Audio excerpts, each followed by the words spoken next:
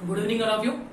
देखो क्या है कि आज जो टेस्ट था आपका, टेस्ट नंबर 2 मैकेनिक्स की बात कर रहा हूं मैं, उसमें बच्चों का जो रेस्पॉन्स है बहुत ही ज्यादा बेकार था। तो मैंने क्या सोचा है कि एक लेक्चर उनके लिए बनाया जाए और थोड़ा सा उनको मैं स्टडी करवा दूं कि भाई कैसे आपको ऑब्जेक्टिव पढ़ना होता है और कैसे ऑब्जेक्टिव क्वेश्चन को सॉल्व करना होता है। तो आज का जो हमारा ये लेक्चर होगा उसमें आपको सिर्फ मैंने किस लिए बनाया, ये इसलिए बनाया ताकि आपको ये पता चल सके कि ऑब्जेक्टिव क्वेश्चन को कैसे सोल्व करना होता है और कैसे उसकी तैयारी की जाती है। ठीक है ना, क्योंकि जैसा आपका रेस्पॉन्स आ रहा है ना, तो उस हिसाब से तो मैं उम्मीद नहीं लगा सकता कि आपके मेन एग्जाम में 30 मार्क्स में से 20+ नंबर भी आपके आएंगे। ठीक है, तो आज के लेक्चर को आप अच्छे से देखना है और जो भी मैं आपको पॉइंट बताऊं उन पॉइंट को आपको फॉलो करना है। आगे जो भी आपके टेस्ट होंगे, चाहे वो मैथमेटिक्स के हो, चाहे वो आपकी केमिस्ट्री के हो, फिजिक्स के हो, मैकेनिक्स के हो, उन सभी के अंदर आपको जो भी मैं आपको पॉइंट बता रहा हूं उसको क्या करना है, आपको फॉलो करना है। तो देखो सबसे पहला टॉपिक आता है कि ऑब्जेक्टिव की तैयारी कैसे करनी होती है। तो देखो ये मैंने आपको पहले भी बता चुके हैं मुकेश सर आपको, ठीक है, बाकी मैं आपको कई बार बताया मैंने आपको। देखो ऑब्जेक्टिव की तैयारी कैसे करनी होती है, पहला जो पॉइंट आपको ध्यान में रखना है वो क्या याद में रखना है कि आपको ज्यादा से ज्यादा थ्योरी पोर्शन पढ़ना है। ज्यादा से ज्यादा क्या करना है थ्योरी पोर्शन पढ़ना है। ठीक है, और न्यूमेरिकल अगर आप कर रहे हैं तो ऐसे न्यूमेरिकल करने हैं जो आपको लगता हो कि 1 मार्क्स पे पूछे जा सकते हैं। ऐसे न्यूमेरिकल आपको करने हैं जो आपको एक लगता हो कि 1 मार्क्स पे पूछा जा सकता है। ओनली फॉर यही आपको याद करना है। कोई भी जो डेरिवेशन है, चाहे वो फिजिक्स में हो, केमिस्ट्री में हो, मैकेनिक्स में हो या अगर किसी में भी हो, वो डेरिवेशन आपको याद नहीं करना है। उसका जो भी रिजल्ट निकल के आता है लास्ट में, उसको आपको अच्छे से याद रखना है। ठीक है, तो सबसे पहले आपको क्या करना है, जितनी भी थ्योरी है वो आपको अच्छे से पढ़नी है और उसको कैसे याद रखनी होगी आपको, उसको आपको अंडरलाइन करना है। साथ साथ में क्या करना है, आपको अंडरलाइन करना है। ठीक है, दूसरी चीज आपको क्या ध्यान में रखना है, ऐसे न्यूमेरिकल आपको करने हैं जो 1 मार्क्स के पूछे जा सकते हैं, उन्हीं पर ही फोकस करना। बाकी को तो आपको हाथ नहीं लगाना। ऐसे न्यूमेरिकल हमने जो पढ़े थे 5 मार्क्स के, 6 मार्क्स के या प्लस मैं कहूं 12 मार्क्स तक के अपने जो भी न्यूमेरिकल पढ़े थे, उनको तो आपको हाथ में नहीं लगाना है क्योंकि वो कोई भी आपके नहीं पूछे जाएंगे। और जो मैं बात कर रहा हूं किसकी, डेरिवेशन की, उस डेरिवेशन का जो भी रिजल्ट निकल के आया वो आपको याद रखना। ठीक है, और लास्ट थिंग आपको क्या याद रखनी है कि आपको एक शॉर्ट नोट्स जो है वो तैयार करने हैं। एक शॉर्ट नोट्स क्या करने हैं, आपको रेडी रखना है। उसमें आपको सभी की थ्योरी लिखनी है अंडरलाइन करी हुई, जो आपको लगता हो कि भी एमसीक्यू रूप से पूछा जा सकता है। सभी के फॉर्मूलेज आपको लिखने उस शॉर्ट नोट्स के अंदर, जो भी फॉर्मूले आपके डेरिवेशन से निकल के आया। ठीक है, और अपने इन शॉर्ट नोट्स में जो आपके एनके की जो ऑब्जेक्टिव है, उसको उनके क्वेश्चन को भी सॉल्व करके इसी के अंदर लिखना है। ठीक है, तो ये जब आपने ये जो 3-4 जो टॉपिक मैंने आपको बताए हैं, अगर ये आपने फॉलो कर लिए तभी आपकी मेन एग्जाम में ऑब्जेक्टिव की तैयारी हो पाएगी। ठीक है, नहीं तो आप तैयारी नहीं कर सकते हो। आपको तुम क्या कर रहे हो, तुम ऐसे क्वेश्चन की तैयारी कर रहे हो जो पूछे भी नहीं जाएंगे, 5 मार्क्स के, 6 मार्क्स के। ठीक है ना, वो एमसीक्यू में नहीं आएंगे, वो आपके किस में आएंगे, जो पार्ट नंबर 2 होगा उसमें आएंगे। ठीक है, चलो ठीक है ना, देख लो इसको एक बार।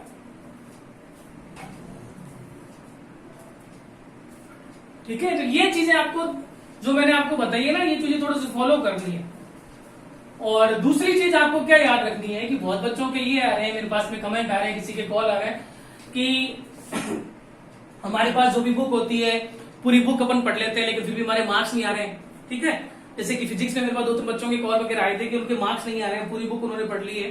तो देखो आपको क्या याद रखना है कि आपकी जो बीटीआर है, board of technical education Rajasthan, ठीक है, उसमें उन्होंने सब्जेक्ट वाइज जो भी बुक है वो उन्होंने बता रखी है, एडवाइस कर रखी है कि ये जो बुक है वो आपको फॉलो करनी है।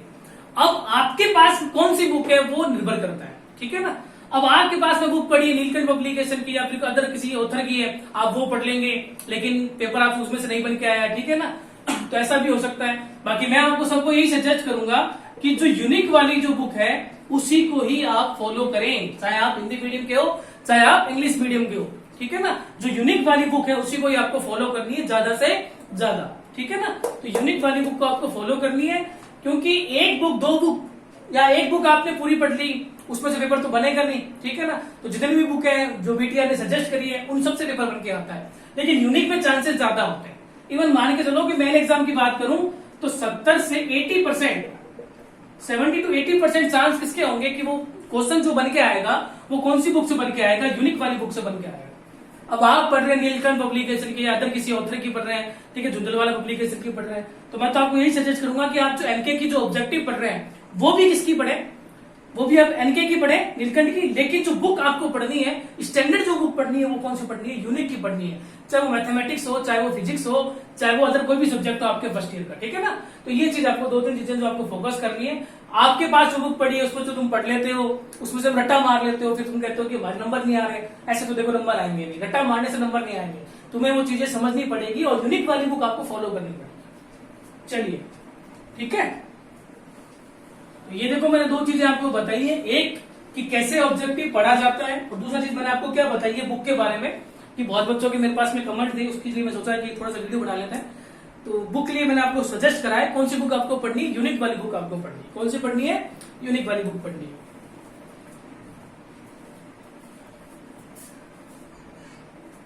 चलो देखो, आज जो आपका पेपर था मैकेनिक्स में टेस्ट नंबर 2, उसका मैं सॉल्यूशन करवा रहा हूं और आपको बताऊंगा कि क्या क्या सिली मिस्टेक तुमने की है। जो फर्स्ट टेस्ट था मैकेनिक्स में उसमें भी मैक्सिमम शायद 5 या 6 मार्क्स थे, ठीक है। तो इस हिसाब से तो देखो आपके मार्क्स लगातार ही क्या हो रहे हैं, डिक्रीज होते जा रहे हैं। ऐसे तो आपके मेन एग्जाम के पॉइंट ऑफ व्यू से मैं उम्मीद नहीं लगा सकता कि आप कुछ मार्क्स वहां पे लेके आ सकते हो, ठीक है ना। चलिए, पेपर मैंने ग्रुप में भेज दिया है सभी को, तो वो पेपर आप वहां से ले लेना, ठीक है ना। मेरे पास में पेपर नहीं है, तो उसकी जो भी पीडीएफ है उसी से मैं आपको सॉल्यूशन करवाऊंगा। देखो, पहला क्वेश्चन क्या कह रहा था, पहला क्वेश्चन आपको कह रहा था कि एक होलो कोन है, ठीक है, एक होलो कोन है, उसकी बेस आधार से लेके सीधी तक की ऊंचाई जो है वो आपसे पूछी थी, ठीक है। तो देखो, कोन किसको कहते हैं, शंकु को। शंकु जो होता है उसको क्या कहते हैं, कोन कहते हैं। मैंने आपको बताया भी था, ये आपका क्या है, कोन है, ठीक है। ये इसका क्या होता है, सेंटर ऑफ ग्रेविटी होती है, और ये इसका बेस है, ये इसका बेस है, और ये जो है वो उसका क्या है, टॉप है। यहां से लेके यहां तक अपन ने बात की थी कि इसकी जो सीजी होती है वो कितनी होती है, h/4 होती है। कितनी होती है, h/4 होती है, ठीक है। ये तो किसकी बात हुई थी, किसी ठोस शंकु की या शंकु की बात हुई थी। अब क्वेश्चन क्या कह रहा है कि एक होलो शंकु है। क्वेश्चन कौन सा है, होलो शंकु है, यानी एक खोखला शंकु है। यानी मैं बात करूं तो ये जो शंकु है ये है तो ऐसे ही, लेकिन ये क्या है, यहां से खोखला है, अंदर से पूरा क्या है, खोखला है। तो उस केस में इसकी जो सीजी होती है वो चेंज हो जाती है, ठीक है। तो ये इसका बेस हो जाएगा नीचे वाला, और ये इसकी सीजी पॉइंट हो जाएगा। यहां से यहां तक की जो हाइट होती है वो होती है h/3। वो क्या होती है, h/3 होती है। तो क्वेश्चन में आपको पढ़ना है कि क्वेश्चन में आपको कौन सा शंकु दिया है, उसने ओनली फॉर शंकु लिखा है या उसने होलो शंकु लिखा है। अगर वो शंकु की बात कर रहा है तो वो ठोस शंकु की बात कर रहा है, यानी ये अंदर से खोखला नहीं है। अगर वो होलो शंकु की बात कर रहा है तो ये अंदर से खोखला है, ठीक है ना। तो इसका देखो राइट आंसर क्या होगा, h/3 होगा। अब देखो, जानबूझ के ऑप्शन में क्या दिया गया है, h/2 दिए गए, h/3 दिया गया, h/4 दिया गया और 2h/3 दिए गए। तो ये h/3 और h/4 ये आपके दोनों को ये इसलिए दिए गए ताकि तुम कंफ्यूज हो जाओ।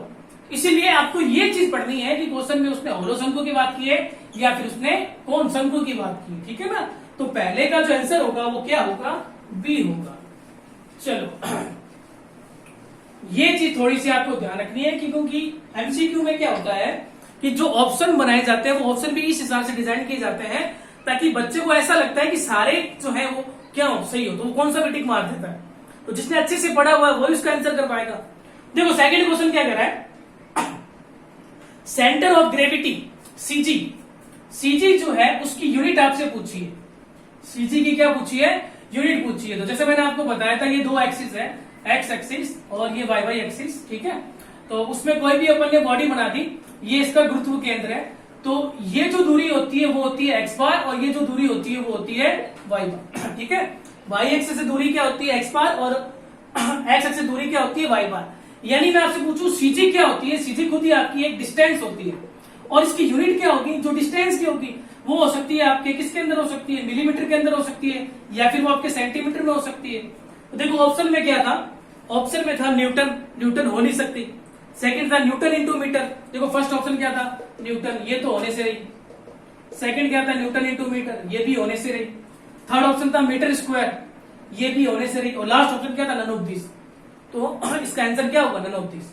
देखो एक चीज आपको ध्यान रखनी है, ऑप्शन को देखना है आपको, ठीक है, कि जो भी आपके एमसीक्यू में ऑप्शन है उनको आपको अच्छे से देखना है कि अगर ऑप्शन में ये दो चीज आपके आ रही है, एक आ रही है नन ऑफ दिस, एक क्या आ रही है, नन ऑफ दिस, और एक आपके आ रहा है ऑल ऑफ अबव, तो समझ लेना कि क्वेश्चन के अंदर कोई ना कोई क्या है, कंसेप्ट है, कोई ना कोई लॉजिक छुपा हुआ है, ठीक है। अगर ये दो ऑप्शन आपके आ रहे हैं ना, नन ऑफ दिस, और दूसरा ऑप्शन कौन सा आ रहा है, ऑल ऑफ अबव, तो समझ लेना क्वेश्चन में कोई ना कोई लॉजिक है।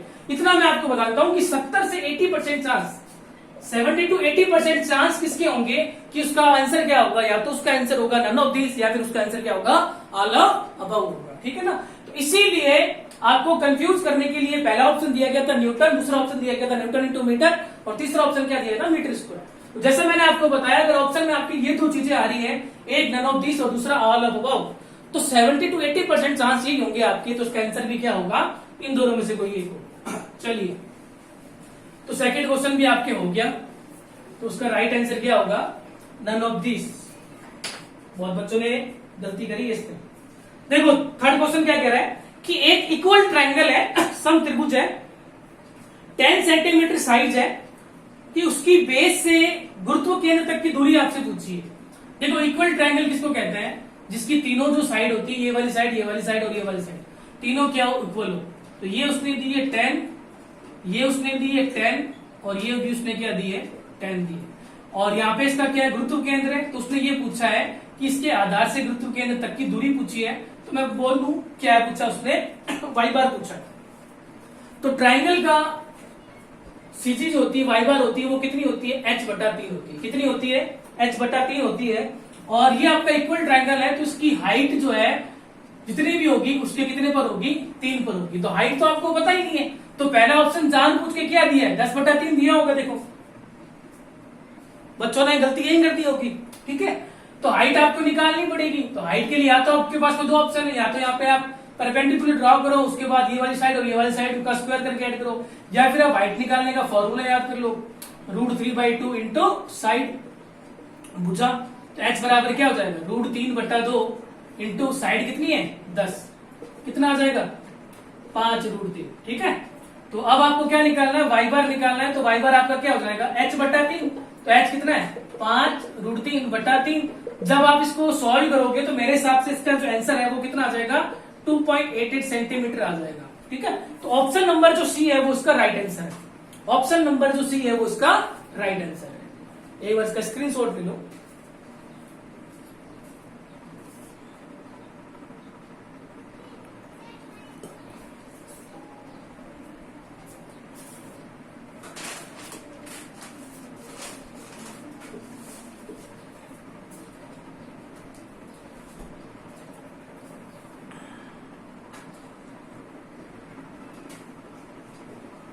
चलो उम्मीद करूंगा कि यहां तक आपको जो 3 क्वेश्चन मैंने करवाए वो तीनों ही समझ में आगे होंगे।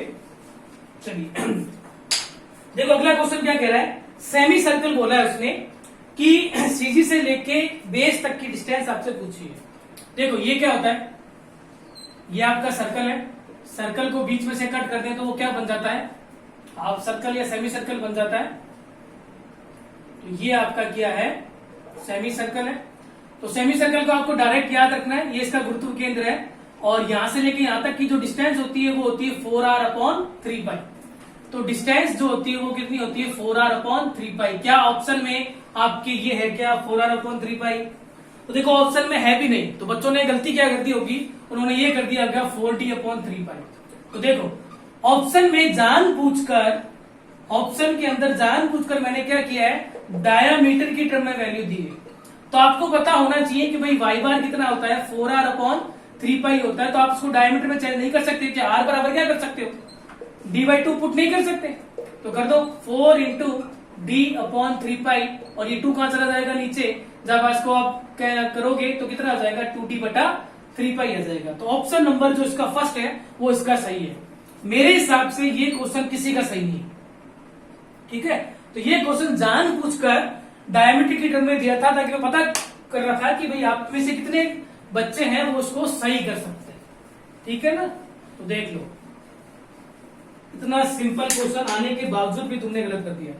सेकंड क्वेश्चन देखो क्या कह रहा है।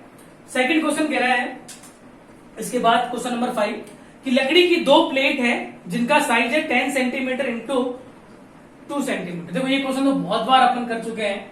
ये लकड़ी है, वुडन का कोई ब्लॉक है, साइज आपको दे रखा है 10 सेंटीमीटर मल्टीप्लाई 2 सेंटीमीटर। ये फर्स्ट हो गया। ऐसे कितनी ब्लॉक है? 2 ब्लॉक है। ठीक है, क्वेश्चन कह रहा है दोनों ब्लॉक को जोड़कर अंग्रेजी अक्षर टी बनाया जाता है। तो जाहिर सी बात है कि इस प्रकार से ही बनेगा, इस प्रकार से बनेगा, जाहिर सी बात है। टी आपको बनाना है तो ये भी कितना होगा 10 सेंटीमीटर और ये भी आपका कितना होगा 2 सेंटीमीटर। देखो दो प्लेटों को जोड़कर टी बनाना है तो टी तो इसी शेप में बनेगा। हो सकता है बच्चों ने इसको 8 ले लिया और 2 ले लिया तो वो गलत है। ठीक है, क्या पूछा था उसने इसका गुरुत्व केंद्र क्या होगा? तो किसके वर्ड सिमेट्रिकल है? वाई के वर्ड ये क्या है? सिमेट्रिकल है क्या? सिमेट्रिकल है। तो देखिए एक्स बार अगर मैं आपसे पूछूं कितना हो जाएगा 10/2 5 हो जाएगा। और अगर आप सीजी इसके सेंटर में लेते हैं तो एक्स बार कितना हो जाएगा 0 हो जाएगा। ठीक है, तो वाई आपको निकालना है। वाई आपका क्या होगा a1y1 plus a2y2 upon a1 plus a2। देखो सिंपल फॉर्मूला ही तो लगाना था। इसको आप फर्स्ट मान लो, इसको सेकंड मान लो। a1 कितना होगा 20, y1 कितना होगा यहां से लेके यहां तक का हाफ यानी कितना हो जाएगा 5 प्लस a2 कितना हो जाएगा 20 अगेन इसका एरिया इंटू y2 कितना हो जाएगा 10 plus 1 11 upon a1 plus a2 तो 20 प्लस 20।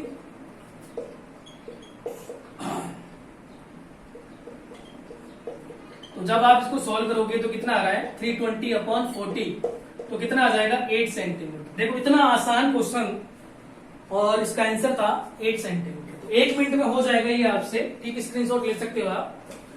ये एकदम सिंपल क्वेश्चन था। तो देखते हैं कितने बच्चों ने सही किया है। चेक करूंगा मैं ये क्वेश्चन किस किस का सही है।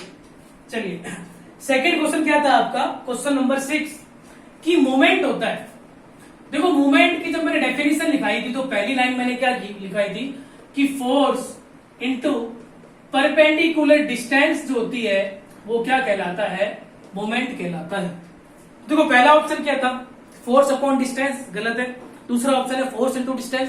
तो मेरे हिसाब से बच्चों ने दूसरा ऑप्शन देखते ही टिक मार दिया होगा। ठीक है, तीसरा ऑप्शन क्या था फोर्स इनटू डिस्टेंस का स्क्वायर और लास्ट ऑप्शन क्या था फोर्स इनटू परपेंडिकुलर डिस्टेंस। तो क्या करते हो तुम, पहला ऑप्शन आपने देखा, अगर वही आपको लगता है सही है तो बाकी के ऑप्शन पढ़ते ही नहीं हो। ऐसे थोड़ी ना होता है एमसीक्यू। ऐसे सॉल्व करने लग जाओगे जब तो आपके पार ही नहीं पड़ेगी। ठीक है ना, सारे ऑप्शन देखने होते हैं फिर जज करना है इसमें से सही कौन सा है। अगला क्वेश्चन है ट्रायंगल की सीधी होती है। तो ये कोई ट्रायंगल है, ठीक है, ये इसका गुरुत्व केंद्र है। अगर यहाँ पे अपने एक्सिस मान लें तो ये दूरी हो जाएगी एक्स बार और ये दूरी क्या हो जाएगी वाई बार। एक्स बार वाई बार, एक्स बार कितना होगा इसका b/3 और वाई बार कितना हो जाएगा h/3 या d/3। तो उसने क्या दिया है ऑप्शन में h/3 दिया है। ठीक है, इतना सिंपल क्वेश्चन था। चलो नेक्स्ट क्वेश्चन, किसी वस्तु का वह केंद्र जहां पर उसका वेट आकर केंद्रित होता है एक्ट करता है। ठीक है, तो देखो ये तो मैंने सीजी की डेफिनेशन में ही आपको बता रखा है कि ये कोई बॉडी है मान लो। ठीक है, तो इस पूरे बॉडी का वह केंद्र जहां पर उसका भार आकर केंद्रित होता है उसे हम क्या कहते हैं गुरुत्व केंद्र कहते हैं। और गुरुत्व केंद्र को किससे रिप्रेजेंट करते हैं कैपिटल जी से रिप्रेजेंट करते हैं। ये मैंने डेफिनेशन की फर्स्ट लाइन में आपको लिखवा रखा है। तो जान कुछ के ऑप्शन आपको दिया, क्या दिया, पहला centre of mass, second option है सेंट्रोइड, थर्ड ऑप्शन है मास ऑफ सेंटर और लास्ट ऑप्शन क्या है नन ऑफ दिस। अगर मैंने आपको बोला नन ऑफ दिस ऑप्शन में आ रहा है तो वही चीज है, कुछ ना कुछ लॉजिक था इसमें। तो आंसर क्या होगा सेंटर ऑफ ग्रेविटी, लेकिन आपका आंसर आपके हिसाब से कौन सा होगा ऑप्शन नंबर डी। देखो नेक्स्ट क्वेश्चन क्या था कि एक अर्धगोला है हेमिस्फीयर अर्धगोला के गुरुत्व केंद्र से आधार तक की ऊंचाई होती है। ठीक है,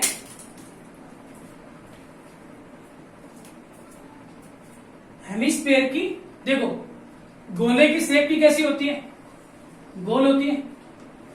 कट कर दिया क्या बन गया, गोला बन गया आपका, ये अर्धगोला बन गया। ठीक है। और इसका आपको डायरेक्ट याद रखना है कि बेस से लेके यहां तक की डिस्टेंस कितनी होती है 3r अपॉन सॉरी ये आपकी होती है 3r/8 होती है, ठीक है ना। तो ये डायरेक्ट आपको याद रखना है कितनी होती है 3r/8 होती है। देखो अगला क्वेश्चन क्या इसी से रिलेटेड था कि एक अर्धगोला है कि शीर्ष टॉप से उसका गुरुत्व केंद्र ज्ञात कीजिए यदि उसकी रेडियस कितनी है 16 सेंटीमीटर है। ये एक ऐसा क्वेश्चन था, मुझे नहीं लगता कि किसी भी बच्चे ने सही किया होगा। बहुत ही इंपॉर्टेंट क्वेश्चन। देखो क्वेश्चन क्या कहना चाहता है कि ये कोई एक अर्धगोला था, ये अर्धगोले का क्या होता है बेस, और ये अर्धगोले का क्या हो जाएगा टॉप, और यहां पर आपका क्या है गुरुत्व केंद्र है। और हमने जो डिस्टेंस याद रखी होती है वो कहां से याद रखी होती है बेस से याद रखी होती है कि बेस से लेके यहां तक की जो डिस्टेंस होती है यानी जो हाइट होती है वो कितनी होती है 3r/8 होती है। अब बच्चों ने गलती ये करी 3 इंटू रेडियस आपको गिवन थी कितनी 16/8 कर दिया। हो सकता है इसको यहां से सोल्व करके 48/8 6 आंसर आ रहा होगा उनके, ठीक है। लेकिन ये गलत, ये पूरा क्या है ये क्वेश्चन में उसने पूछा था कि आपको सीजी बतानी है, लेकिन सीजी कहां से बतानी है टॉप से बतानी है, ना कि आपको कहां से बतानी है बॉटम से बतानी है। तो देखो ये क्या होता है पूरा, इसकी रेडियस होती है आर, रेडियस है।